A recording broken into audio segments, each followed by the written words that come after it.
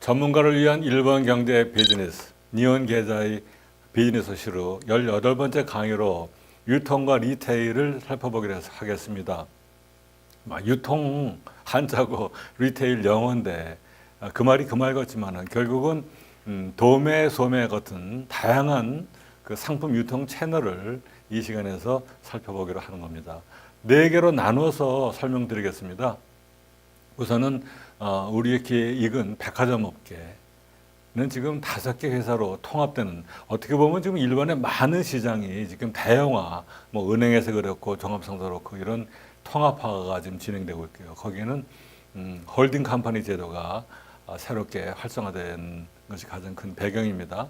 그다음에 지금 아주 유통업계에서 가장 약진하고 있는 컨비니언스 스토어, 한국도 마찬가지로 지금 굉장히 약진해서 앞으로는 뭐 편의점 정도가 아니라 굉장히 큰 상권을 형성하고 있는 것이고, 따라서 굉장히 지금 시장 쉐어 쟁탈전이 벌어지고 있습니다. 그다음에 슈퍼마켓은 또 의외로 지금 약화되고 있기 때문에 그 타겟책으로 이런 편의점과 협업하는 그런 추세가 있다는 걸 말씀드리고 싶고, 마지막으로 이런 분류와 관계없이 최근에 아주 중요한 그 케이스 스터디로 유니클로, 여러분들 이미 한국에도 많이 있지 않습니까? 옷가게 유니클로, 그리고 그 양품 계획각구, 좀 드문 개념인데 료힌 계획각구라는 회사 이름입니다.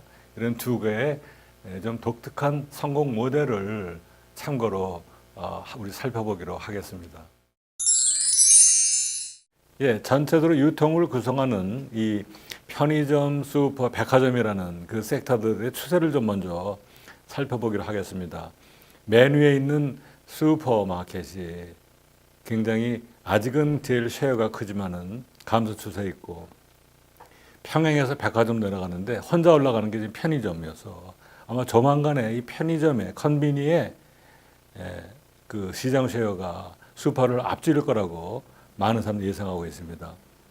이런 커다란 추세 변화가 왜 일어나는가? 뭐 이거는 학문적으로 이론이 많겠습니다만은 기본적으로는 이 장기적인 전망에서 볼 때 구조 변화가 있다는 건데, 우선은 이 일본 표현으로 쇼시 고월액가, 우리로 치면은 그 애들은 줄어들고 노인은 많아지는 현상, 인구 변화, 그리고 인구 자체가 감소하고 최근에 인터넷 통판, 인터넷 판매가 증가하고, 또한 그 이 소매업계에서는 그 사람이 부족합니다. 그래서 인건비나 물류 비용이 증가하고, 또 이 일본 소비자들은 지금 경제가 불안해서 일본 사람들이 지금 진짜 지갑을 안 열거든요.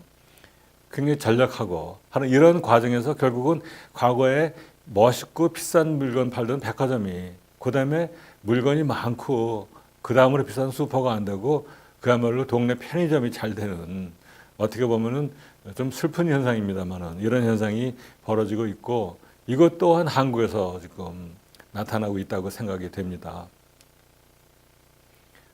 자, 그럼 백화점 업계를 좀 살펴보겠습니다. 우선 이 백화점은 뭐 중국말도 빠이와라고 해서 쓰는데 동양식 한자식 표현이죠. 100가지 이상의 모든 물건이 모여 있는 그런 의미 되겠습니다만은, 현재 일본 백화점은 참 과거와 달리 가보면은 낮에는 사람이 없어서 플로어가 텅텅 빌 정도거든요.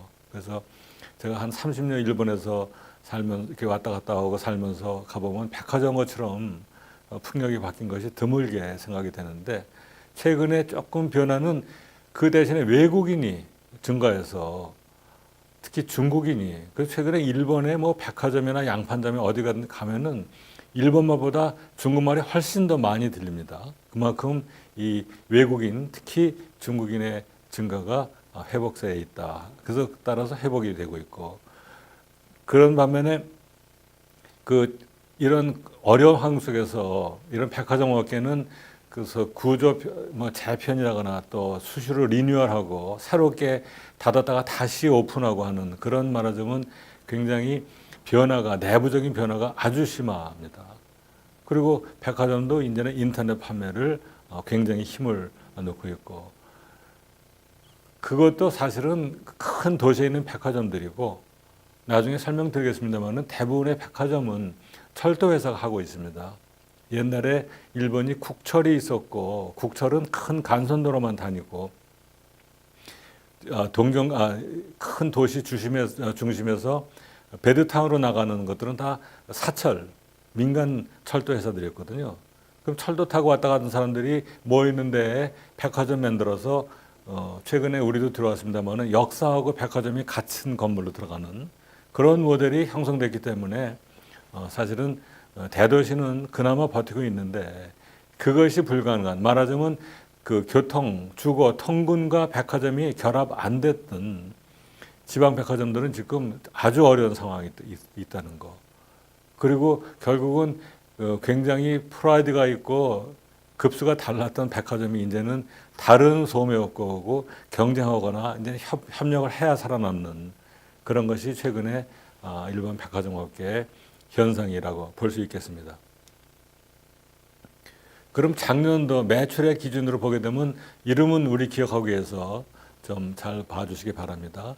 미츠코시 이세땅, J 프론토 리테일링 이거는 다이마루 계열입니다. 그다음에 다카시마야, H2O는 이것도 일본식 영어로 H2O 물이라는 그런 의미인데 이것도 새롭게 홀딩 컴퍼니 이름이고 그 구성하는 백화점들은 이제 이름이 나오겠습니다. 그다음에 소고 세이부, 그다음에 긴테츠 백화점, 도쿄 백화점. 이 맨 밑에 있는 도쿄, 긴테츠, 세이부 다 철도 회사입니다. 이것들이. 그래서 철도 회사의 시발점 종착역에 백화점들을 만들어서 성공한 케이스인데요.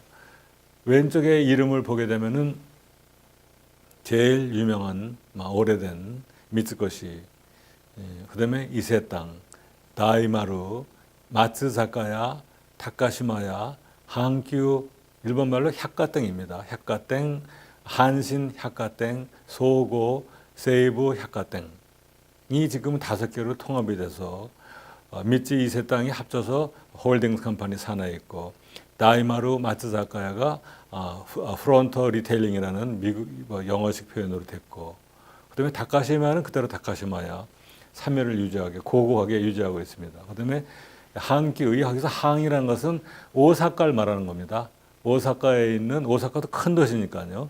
거기에도 2개의 그 철도에서 한기가 있었고 오사카 급행, 그다음에 한신 타이거즈 옛날에 오승환 선수도 있었던 한신 타이거즈가 여기 한신 그룹이죠. 그것이 합쳐서 H2O 리테일링으로 합쳐졌습니다. 오사카 지역이. 그다음에 동경지역에 있는 소고, 세이부도 야구팀을 가지고 있습니다. 유명한 야구팀입니다. 그래서 지금 이렇게 5개 백화점 그룹이라고 할 수 있겠죠. 근데 매상을 보게 되면은 상당히 차이가 난 거를 알 수가 있습니다. 그러면 이제 그 하나씩 좀 살펴보기로 하겠습니다. 우선 미츠코시는 옛날에 그 처음에 에치고라는 지방 이름입니다. 에치고. 그래서 에치고에서 에치 넘는다. 그런 월자하고 나중에 이게 미쯔이 그룹에 들어갔기 때문에 삼정 그룹. 그래서 3호고 월을 따서 미츠코시가 된 거고요. 분위기나 모든 면을 볼 때 한국의 신세계 백화점이 원래는 이 미츠코시 백화점의 계열이었습니다. 그래서 외형이나 그 실내 분위기가 이 일본의 미츠코시 백화점이 신세계하고 아주 굉장히 유사한 거를 느낄 수가 있습니다. 그것이 이렇게 이세땅이 됐다가 그다음에 미츠코시 이세땅이 합쳐졌다가 이세땅은 별도의 백화점입니다. 옛날에는. 지금은 미츠코시 이세땅이 하나의 홀딩 컴퍼니에 대해서 하나의 그룹이 된 거고요. 그래서 이 미쯔이 이세땅 홀딩스는 일본에서 그 순수하게 백화점만 갖는 홀딩 컴퍼니고 그다음에 각지에 백화점 운영회사를 굉장히 많이 가지고 있고 아까 말씀드렸듯이 미츠코시라는 이름은 삼정가의 삼정에서 삼호고 에치고야의 에치가 합쳐서 미츠코시가 됐다는 것이고요. 그리고 또 한 가지는 이 고후쿠땡이라는 이름으로 가지고 있었습니다. 그래서 지금도 동경에 이 아직도 이 에치고 이 고후쿠땡이라는 이름을 가진 회사 가게들이나 많이 남아 있고, 옷가게였었죠 옛날에는 고후쿠땡이. 이것이 지금도 일본에서 모든 회사는 동경 한가운데서도 긴자의 삼정목 주변에 제일 번화한 우리를 치면 명동이겠죠. 거기에다가 그 상표를 회사에 마크를 내걸지 않으면 회사가 아니다라고 말할 정도로 바로 이게 지금 긴자 삼종목에 있는 제일 유명한 미츠코시의 월자를 동그랗게 쌓은 회사. 지금도 여러분들 가시면은 여기서 아마 그 긴자 관광 시작하실 겁니다. 이게 모습이고요. 그다음에 프론트 리테일링은 아까 말씀드렸듯이 다이마루 그룹인데 여기는 백화점만 하는 것이 아니고 아까 그 미즈코시 이세땅은 백화점만 하지 않았습니까? 여기는 백화점에다가 파르코라는 또 양판점이 있고 오로시우리, 도매업, 그다음에 크레지 사업 같은 다양한 사업을 하는 회사인데 이게 일본 전국에 퍼져 있는 다이마루, 대환, 그다음에 마츠자카야. 마츠자카야는 지금은 다릅니다만 옛날에는 물건이 터무니없이 비쌀 정도로 아주 비싼 것만 있는 그런 백화점으로 상당히 유명했었는데 지금은 이 다이마루가 합치면서 조금 그런 이미지가 낮아졌다고 생각이 되는데 보시면은 역시 일본에 우리 지난번에 지리 공부했던 관동, 관서 그쪽에 집중되어 있고 홋카이도에는 지금 저기에 그 삿포로에 다이마루 하나 있을 정도로 이렇게 상당히 분포가 다름을 알 수가 있습니다. 다이마루 마츠자카야를 좀 보게 되면은 이게 이제 저기 왼쪽에 다이마루라고 해서 파란 브랜드고 그러니까 옛날엔 이 다이마루 백화점이 마츠자카야랑 경쟁한 겁니다.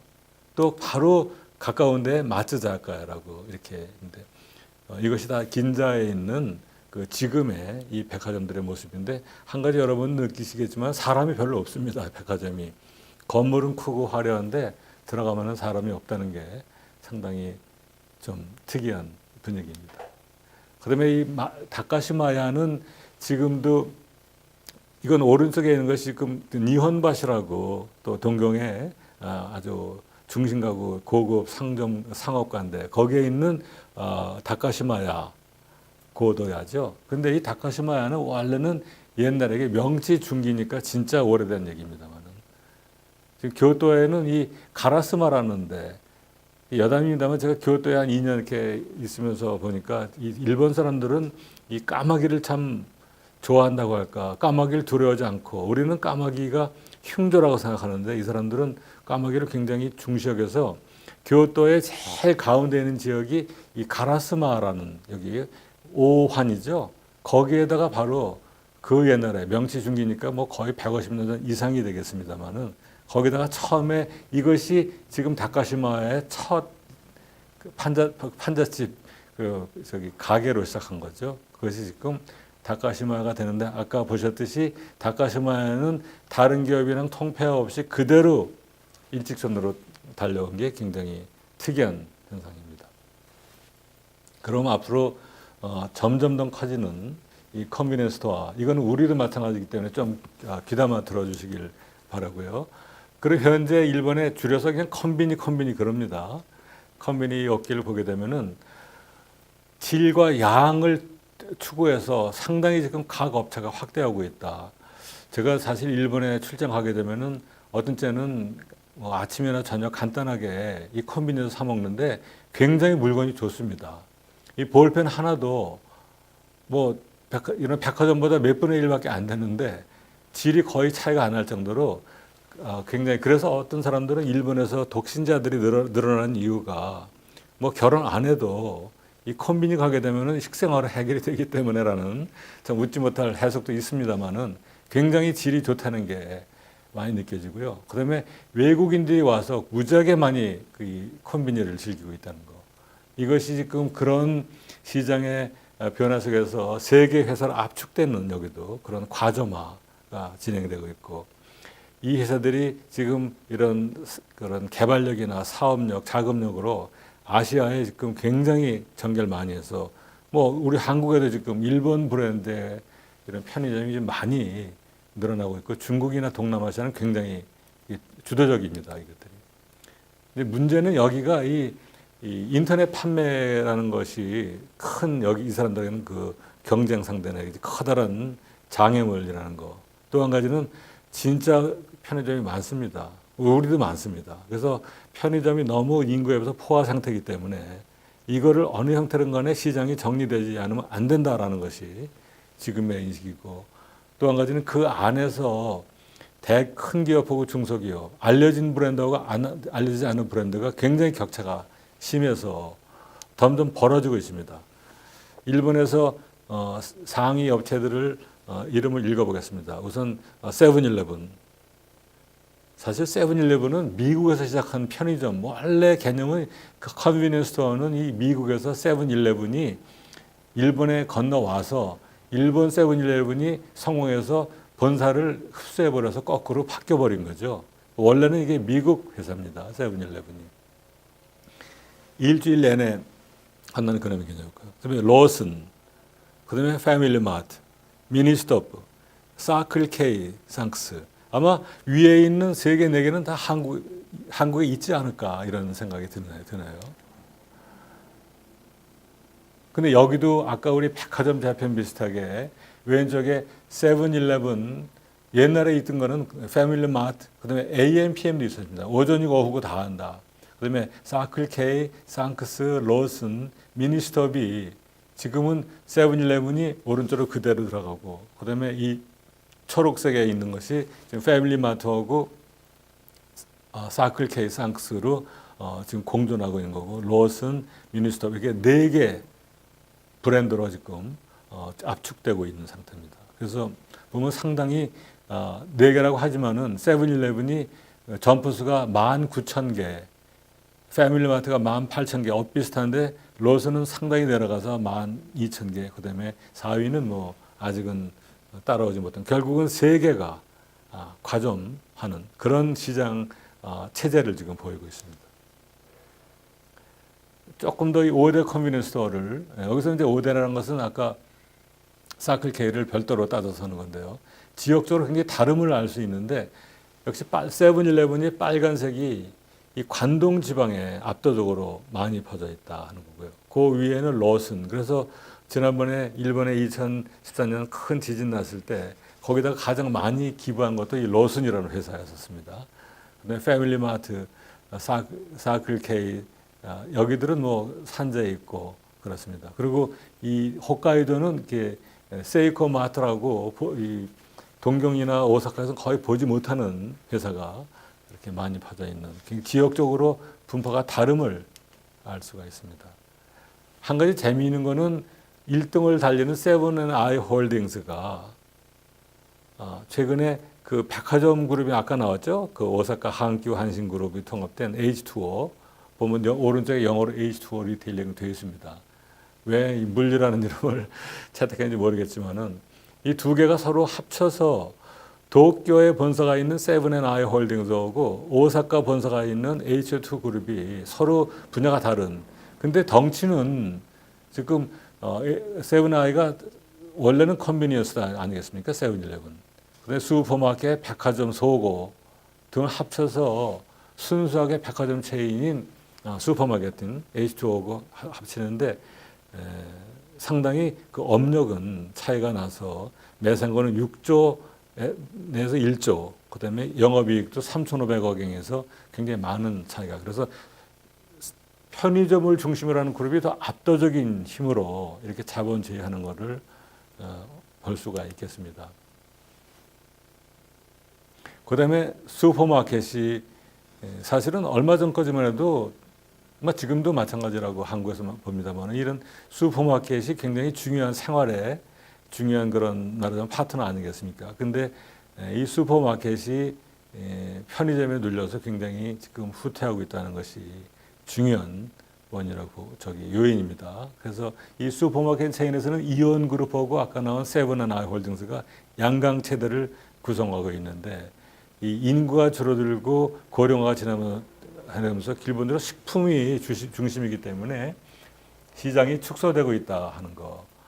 그래서 그런 타겟책으로 최근에는 독자적인 프라이빗 브랜드, 뭐 받아다 파는 것이 아니라 자기네 브랜드 붙여 만든 상품이 굉장히 많습니다. 보면 진짜 빵 하나도 세븐일레븐 빵 이런 식으로 나오고, 볼펜도 다 브랜드가 찍힌 그런 프라이빗 브랜드 개발이 굉장히 많이 전개되고 있다. 그리고 지역의 소비자들한테 하기 위해서 이 슈퍼마켓이 지역 밀착을 중심으로 하고 있고, 과거에는 슈퍼그룹은 이게 다 있는 거 아니겠습니까? 그러니까 백화점 같이 다 있는데 좀 싼 데가 슈퍼였었는데 최근에는 이 종합 슈퍼는 굉장히 지금 위상이 떨어지고 이 식품 전문하는 슈퍼들은 그나마 화랑인 그런 현상이 보이고 있다는 거고 그다음에 여기도 온라인으로 해서 최근에는 한국도 인터넷으로 이런 슈퍼에서 물건 배달할 주문할 수 있는 현상이 보이고 있습니다. 슈퍼마켓 보게 되면 왼쪽에 양강채도 이온그룹 그 이온이라는 마크 ION 영어로 일본을 가게 되면은 거의 어디서나 볼 수 있는 간판입니다. 거기에는 약 지금 8조의 그런 매상고 굉장히 크죠. 그거는 이온 리테일링, 그다음에 마루에츠, 다이에도 옛날에는 별도의 그 슈퍼였습니다만, 예, 이 세븐 아이 홀딩에 보게 되면 이토 요카도라고 나오는데 이토 요카도가 상당히 성공적인 슈퍼마켓 체인이었는데 그 편의점 그룹인 세븐아이한테 말하자면 인수가 되었다는 것이 좀 주목할 만한 재미있는 점이고요. 그 오른쪽에 세이유는 세이브 그룹에 속하는 그런 체인으로서 독자적인 브랜드로 주로 동경 지방에서 활약하고 있습니다. 그 다음에 작지만은 지역의 아까 말씀드린 지역 밀착형의 식품 슈퍼마켓, 이즈미, 아크스, 해와도, 후지 이런 데는 사실은 여러분들 일본에 생활하시게 되면은 여기 많이 가게 될 겁니다. 이 식품 슈퍼가 가게 되면 여기 식품밖에 없습니다. 그 외에는 없는. 그래서 굉장히 어떻게 보면은 그 편의점의 식품 부분이 굉장히 확대되어 있는 그런 식의 모습 그런 겁니다. 그래서 지금 그 이 분야에서 슈퍼 부분에서 경합하는 두 그룹을 비교하게 되면은 다 있습니다. 여기 보면 세븐 그룹, 세븐앤아이 홀딩 그룹, 이온 그룹이 콤비니는 이쪽에 세븐일레븐, 이쪽에 미니스터, 그다음에 종합 슈퍼로서 이토 요카도 대 이온, 그다음에 식품 슈퍼로서 요크마트, 이쪽에는 막스웰이, 그다음에 백화점으로서 이쪽에는 세이브, 소고가 들어있고 이쪽에는 뭐 백화점은 크게 유명하지 않습니다. 그다음에 외식, 데니스 같은 데는 뭐 굉장히 어디가나 간판이 있을 정도로 싼 서양식 레스토랑 보통 한 일본 돈으로 1인당 1,000엔에서 2,000엔 사이로 양식을 먹을 수 있는 그런 개념의 회사고 굉장히 숫자가 많습니다. 그리고 재미난 거는 이 둘 다 금융에 들어가서 세븐은행, 그다음에 이온은행이 있고 이 세븐은행 이 ATM은 굉장히 숫자가 많아서 최근에는 오히려 큰 은행에 이 ATM보다 오히려 세븐은행이 더 많이 그리고 모든 세븐일레븐에는 이 ATM이 있기 때문에 거기서 돈을 찾을 수 있고 넣을 수 있는 은행을 할 수 있는 것이기 때문에 말하자면 입지적인 아주 강점이 있는 그런 형태라고 볼 수 있겠습니다.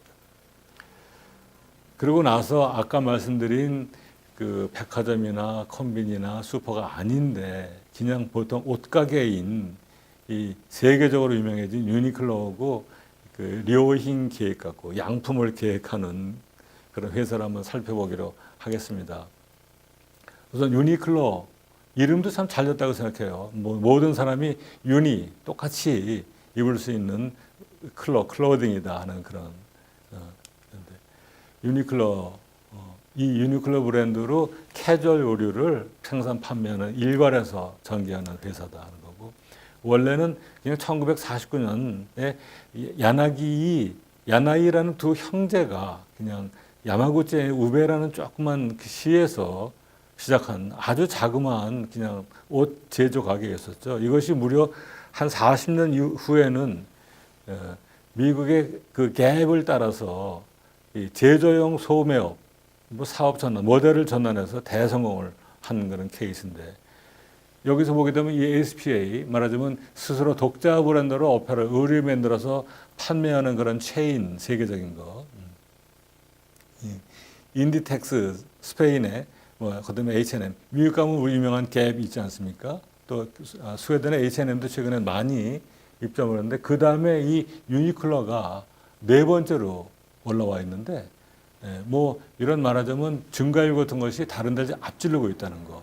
그래서 그야말로 일본에서 대개 이런 상업의 성공사를 말할 때 그 손정희 씨가 만든 뭐 소프트뱅크나 또 우리 그 증권회사 라쿠텐이나 그다음에 이 유니클로 꼭 아주 반드시 성공 사례로 교과서 같이 들어가는 회사 중에 하나가 이 유니클로라고 할 수 있겠습니다. 근데 이 유니클로가 이제 일본 유니클로가 아니라는 겁니다.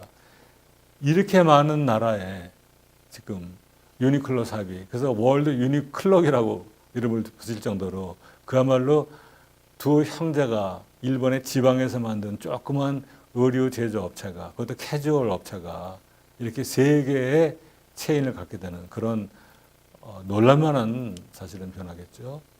그래서 이 더군다나 중요한 거는 이 유니클로의 판매가 해외 부분이 훨씬 더 맨 아래 부분이 증가하고 있기 때문에 지금 유니클로는 더 이상 일본 회사가 아니다라는 거고, 그다음에 일본에 가시게 되면 이 양품 계획이라는 회사에서 만드는 상품은, 가게는 무진 양품, 이건 뭐냐면은 브랜드가 없습니다, 여기는. 그러니까 회사 이름이 안 써 있어요. 그래서 무지르시, 자기네 라벨을 아예 안 붙이는, 어떻게 보면 제네릭 약품 비슷한 그런 개념이죠. 이런 개념으로 성공하는 회사인데, 이것이 원래는 아까 나왔던 우리 슈퍼마켓 체인 세이유 기억하시죠? 이 세이유 스토어와 세이브 백화점에 그 안에 들어가는 그 안에서만 팔던 거였었는데 89년에 독립을 해서 새로운 회사 이름이 좋은 물건을 계획하는 회사, 양품 계획으로 붙여가지고 성공해서 91년도에는 런던에 1호점을 내고 95년도에는 일본의 점주시장에 우리 지금 코스닥, 자스닥에 공개할 정도로 굉장히 급속한 성공을 거둔 회사인데, 보게 되면은 매상고나 쭉 늘어가고 있는데 최근에 영업이익률은 조금 꺾인 면이 있습니다. 그런데 이 양품 계획도 아시아에서 선풍적인 인기를 누려서 최근에 영업 수익을 보게 되면은 일본의 일본 내 수익은 뭐 증가세가 이렇게 크게 급격하지 않은데 노란 부분 아시아가 굉장히 빠르게 확대되고 있고, 더군다나 아시아 전체에서 보게 되면은 파란 맨 아래 중국이 많고, 그다음에 홍콩, 싱가포르 나가서 역시 그 아시아 대만, 중국 대만 사람들이 굉장히 좋고, 한국은 그 아래 보라색인데요. 그만큼 아직은 한국에서 많이 알려져 있지는 않습니다. 그래서 아시아에서 굉장히 강점을 보이는 새로운 유통업체로 각광을 받고 있는 회사입니다. 네, 이상에서 본 백화점, 편의점, 슈퍼마켓 등등을 종합해서 일본의 유통업계를 세 개의 키워드로 한번 정리해 보기로 하겠습니다. 첫째는 대형화. 지금 모든 섹터에서 지금 통폐합, 특히 지주회사 개념으로 통폐합하는 이런 대형화가 진행되고 있어서 이것이 앞으로 대세다 하는 것입니다.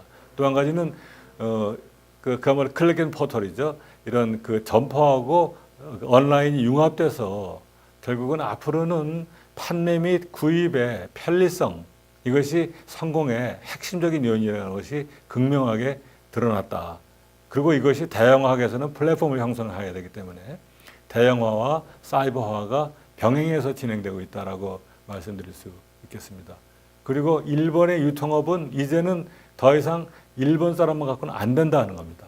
해외에 있는 고객이나 방문하는 고객이 굉장히 중요하고, 최근에 일본 정부가 그 관광을 추진하면서 실제로 동경 가보면은 일본에 쇼핑을 온 사람은 굉장히 많습니다. 특히 중국 사람이 많은데, 역시 그 안에서도 아시아 사람이 제일 중요하기 때문에 일본의 모든 유통업체들은 아시아 시장과의 연계가 앞으로 사활적인 관건이라고 이렇게 볼 수 있겠습니다. 그다음에 상품 서비스가 굉장히 차별화되고 있다.